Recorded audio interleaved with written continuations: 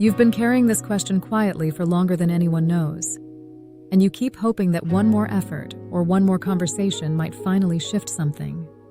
You tell yourself it's not that bad, and you remind yourself of the good times. But you also feel the truth you don't want to say out loud. Something in this relationship is draining you. You're still here because you care. You're still here because you once imagined a future where this worked. But you're also here because you're scared of what it means if you admit this relationship is hurting you more than it's giving you. And that's where this question comes from. How do I know when it's time to leave? This decision is never just about leaving a person. It's about leaving a story you had for your life. It's about leaving the version of you who believed things could still change. Or it's about letting go of the hope that kept you trying. In this video, we're going to slow the noise down and give you 3 checks that reveal what's actually happening underneath the confusion. They're not tests of love, they're tests of reality. By the end of this video, you'll understand what your relationship is asking of you and what your next step needs to be. Not the step you wish you could take, but the step that will protect your future self.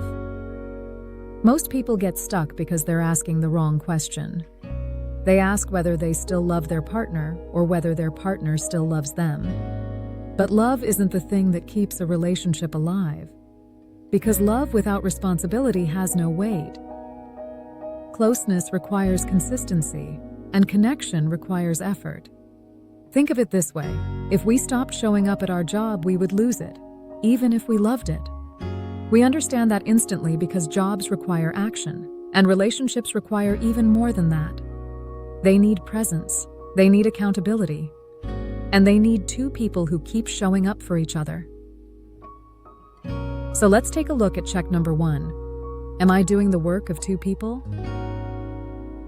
A relationship can't be carried by one person. It will inevitably collapse under the weight.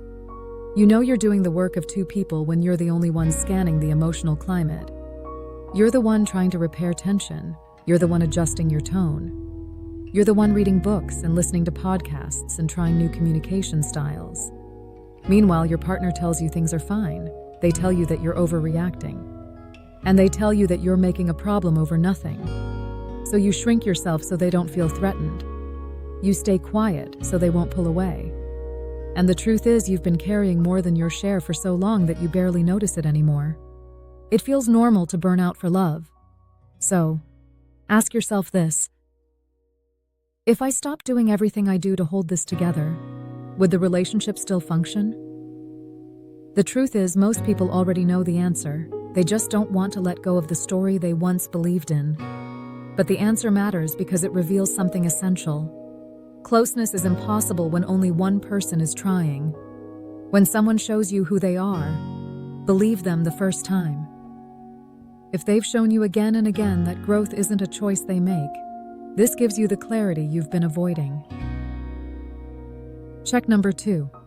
Is my truth safe here? A relationship can't survive without honesty. But honesty only works when the other person is safe to tell the truth to. You know your truth isn't safe when you start editing yourself before you speak. You know it when you say things gently and cautiously because you fear the fallout. And you know it when disagreement turns into punishment instead of repair. Ask yourself this: can I tell the truth in this relationship without losing emotional safety? If the answer is no, the relationship isn't just strained, it's unsafe. And safety isn't about avoiding conflict. Safety is about knowing that conflict doesn't cost you closeness. If every honest moment leads to distance, anger, or withdrawal, you're not choosing between staying or leaving. You're choosing between leaving or slowly disappearing inside a relationship where your feelings don't exist. Your body knows this before your mind does. So this is why you feel anxious. And this is why you feel exhausted. Check number 3. Am I getting enough from this relationship to justify what I'm giving? Every relationship has limits, and every partner has blind spots. You'll never have all of your needs met by one person, and you're not supposed to. But you do need enough of your core needs met, so that you can grieve the rest and still feel valued. Many people don't understand their needs because they've spent years trying not to be difficult. They lower their expectations to stay liked, and they silence their disappointments. But your needs don't disappear just because you've ignored them. They just turn into resentment and distance. Ask yourself this: do I feel seen and respected often enough that the gaps are bearable? Or am I surviving on emotional crumbs? You don't need a perfect partner. You need a partner who tries. You need someone who listens when you say something hurts, instead of dismissing you. You need someone who is curious about your inner world. And you need someone who cares about how you experience love. If your partner has no interest in learning what your needs are, then they're not interested in a relationship. They're interested in companionship without responsibility. Once you answer these checks honestly, the decision should become clearer.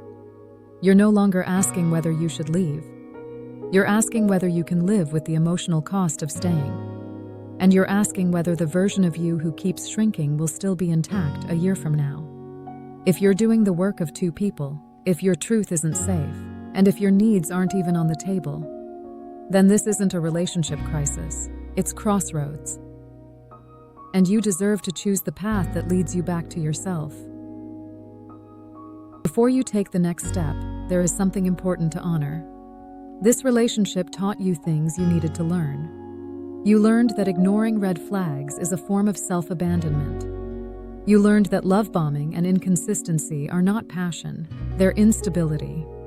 You learned that you can't earn love by overperforming. And you learned that conflict avoidance isn't peace, it's fear wearing a mask. You learned that it's not your job to regulate someone else's emotions. And you learned that giving someone more of what they already take for granted isn't generosity, it's self-erasure. And these lessons aren't punishments, they're preparation. They're the guideposts that shape the standards you carry into your next chapter. They remind you of what you will no longer negotiate with. Awareness is not the end of love, it's the beginning of self-respect. If this relationship ends, you won't fall apart. You'll grieve. You'll heal. And you'll rebuild. You've already survived the hardest part, which is waking up to the truth. Staying only works when both people choose the relationship, and leaving only becomes necessary when one person refuses to. You don't need perfect love. You need a love that shows up. You're allowed to walk toward the version of your life where you feel seen again, where honesty is safe, and where effort is mutual. This isn't selfish. This is the quiet courage of becoming who you need to be. You've been watching The Soft Skills. Like and subscribe for more quiet guidance that helps you understand yourself more deeply.